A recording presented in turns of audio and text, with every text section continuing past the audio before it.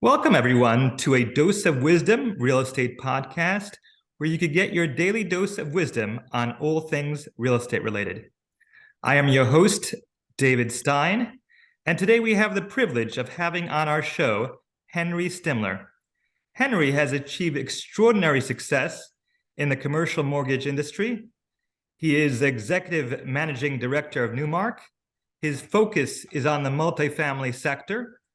And he's played an instrumental role in Newmark becoming one of the largest players in the multifamily space. Henry, thank you again for coming on the show. Thank you for having me. Okay, so my first question to you is, when did you first discover that you had a knack for real estate and mortgage brokerage? So it started in 2017. I was in a different business and I wanted to get out of that business. And my wife happened to know a gentleman called Anthony also, who was at the time the head of Cantor Fitzgerald real estate lending business. And she got me an interview with Anthony. I went to see him and he said, I can't give you a job because you have no background in real estate finance, but I'll give you an internship. So I started showing up every day at the office and listening and learning the business. And very quickly, I understood what was needed. And at the time, most of the Jewish Orthodox clientele were using brokers to go to Freddie Fannie, and Cantor had a Freddie Fannie license. So it effectively cut out the middleman. So I started to pitch to people, go direct to the lending source rather than using brokers like Meridian and Eastern Union and save yourself a fee.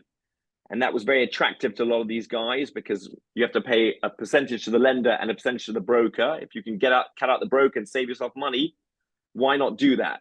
So I had a unique offering by going direct, and very quickly it started to pick up steam. That's amazing. Yeah. What are some of the challenges that you faced in your career, and how did you overcome it? There's always challenging.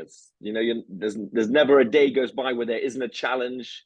It's a difficult business. Even in the best of times, it's a difficult business. It's a highly competitive business. There's a lot of competition out there. There's a lot of firms that do the same thing. There's nothing proprietary about what we do at Newmark that Cushman doesn't do, JLL doesn't do, CBRE doesn't do. So you've got to overcome those hurdles and differentiate yourself. But I think the thing that stood me in great stead was just aggression. I'm very aggressive. I'm very pushy. I don't take no for an answer. And the same way I am with chasing business, it's the same way I am in delivering results. I'm very aggressive with myself to outperform and deliver spectacular results for my clients. Right. How have you seen the commercial mortgage industry evolve since you started? And how do you anticipate it evolving going forward? Especially with AI and ChatGPT and things like that? I don't know how AI is going to function so much because this is one of the last humanistic businesses. It's a business of holding the hands of the borrower, the lender, the previous owner, the broker. So it's a very humanistic business that you have to have people skills to navigate. But I think the business is constantly evolving. One year you could have the debt funds being very much involved, lenders like KKR, Blackstone. The next year, those like now, debt funds are not in vogue. They're too expensive. So now the agencies are in vogue, banks are in vogue. So the business adapts and changes constantly based on where lenders are and where interest rates are and where the cycle is. So when the cycle is good, there's a ton of lenders. Everybody wants to lend. Everybody wants to be in the business. When the cycle is not so good like now, a lot of people pull back. And that's a challenge because you've got to find the right lender that understands the story, understands the asset class, and wants to lend in the space. So it's constantly changing, but it's very much constantly changing because of the market, not so much because of the lenders. There's always the same lenders in the space, but the market conditions dictate who's going to be the right lender at the time. Right. Do you have any interesting stories of divine providence that you wish to share with the audience? Sure. I see the hand of the Rosh Shalom all the time in my business, but I've got one very particular story that always comes to mind. So I'd been chasing a client for a very long time, very large institutional firm based in the Midwest, and they were looking for a new debt broker, and they've done an exhaustive whole country review, interviewed numerous debt brokers. Finally, we were given the job. They said, we're going to choose you. You're going to be our new debt broker. And it was on the very first deal that we were meant to close, and things were not going well. And it was the day of closing, and we couldn't get the lender to confirm that they were going to close. They'd just gone silent on us. And I was terrified. I was sweating because I'd worked so hard to get the business. To think I would fail at the first hurdle and not perform was a devastating thought. So I jumped into a cab and I drove out to Queens, and I went to the Lubavitcher Rebbe's Keva. And this was at 12 o'clock. The deal had to close by 12:30. And again, no confirmation, no wire. And the client is emailing me what's going on. We always keep our word. We said we're going to close at 12:30. Where is the wire? And I walk into the oil at about 12:22. I daven. And by 12:29, I get a ping on my phone, confirmation that the wire has gone and the deal is closed. Wow, that's incredible. Yeah, that's really an incredible story. Okay, yeah, it's one of the stories I'll be telling over to other people. Yeah. I've said it a million times. It's just an unbelievable thing that literally within I arrived at 12:20. I ran for oil, took my shoes off, got a Tehillim, started saying Tehillim because I was so scared, and literally while I was there, it happened. Right. Okay. I noticed that you're heavily involved in the community, specifically Chabad, the Investors Club, as well as being a board member of Elevate. What needs to excite you about a social cause or charitable cause for you to want to get involved? I think for me, the most important thing is I want to be involved in organizations that I can see what they're doing. I'm there. It's in my hometown, whether be it in New York, be it in Miami. I want to help people that I live next to. So obviously Chabad for me is just a fixture in my life. Wherever I've been in the world, Chabad's been with me, be it in London as a young boy, be it in New York as a young single man, be it in Miami as a married man with kids. They've been a constant in my life, and they are literally like Coca-Cola. Everywhere you've got Coca-Cola, you've got you've got Chabad. Everywhere you have Pepsi, you have Chabad. So just they're everywhere. They're unbelievable. The work they do. If I'm on business in another country, I was in Tokyo, for example, pitching Japanese banks. Shabbos I spent in the Chabad there. So it's just a constant in my life, and I always want to be there to help out. And then my father always says that someone took the time to teach you, take the time to teach others. Elevate is a program that helps kids go from school to work. So I want to use the gift that I've been given, that I've learned to business and hopefully master the business. I want to be able to help others learn a trade and be able to be self-sufficient and look after themselves. But the most important thing I think with charity is it needs to be something that I can see, touch, feel, and it has to have an impact on my community. While I'm happy to help everybody, I'm really not going to have a kinship to a kollel in Manchester or something that I have no connection to. So it needs to be something that I'm connected to, something that's touched my life, and then I want to be a supporter and help them. Right. Okay. So what advice would you give someone starting out in real estate?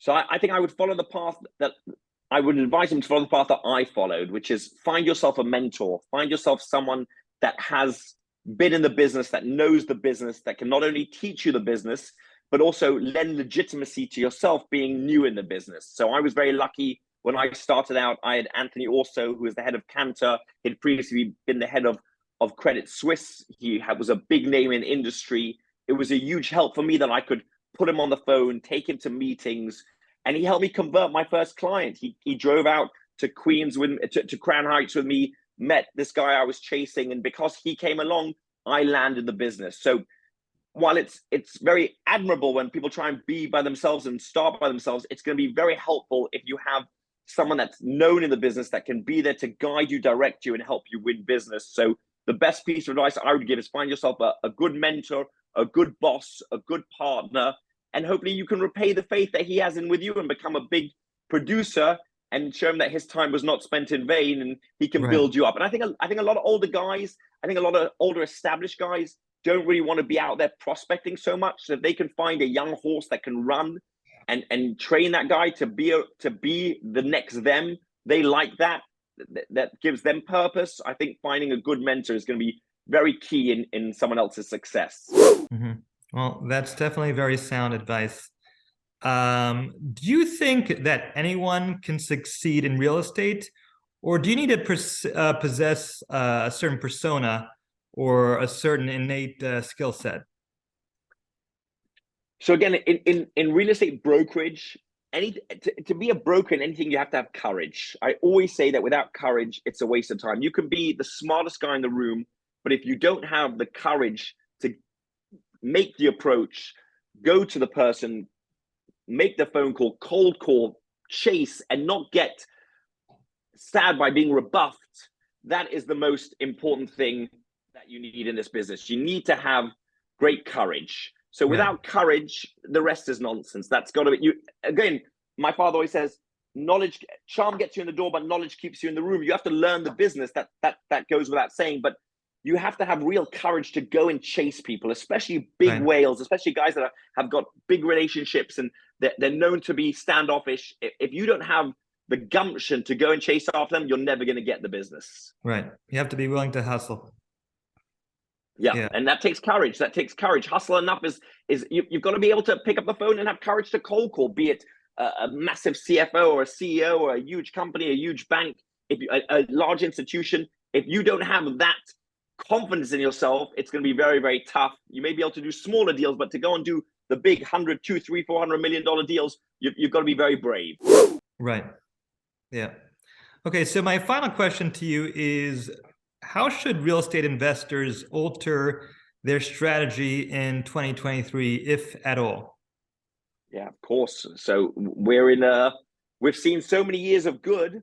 This is the kind of the first downturn. So I think you really have to go back to the basics, especially guys that bought low cap rate deals, took out big loans, high leverage loans. They're going to be in trouble. So you really have to go back to the basis, and that's operating your property. You have to be a great manager. You have to look after your property. You have to drive revenue at your property, because that's going to be your real only chance of surviving. If you can't drive NOI, if you can't find ways to push your NOI, you're in real trouble. So that comes down first and foremost to being a good operator, a good manager.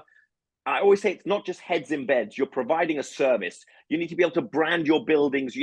People have to know they're in your buildings. People don't have to want to stay in your buildings. You're going to have to find unique ways, be it dog parks, be it different programs, bundle internet cables. You've got to be able to pull every bit of juice out of that stone. And that doesn't work if you're a laissez-faire operator. If you think you can just buy the property and things will just work by themselves, you really have to be on top of your staff. You have to be on top of your leasing guys. You have to be on top of your management. And you've got to run lean and mean. You can't run a big operation today and think you're going to be successful. You've got to be lean and mean, but at the same time, provide good service, be a good operator. That's got to be the fundamental thing.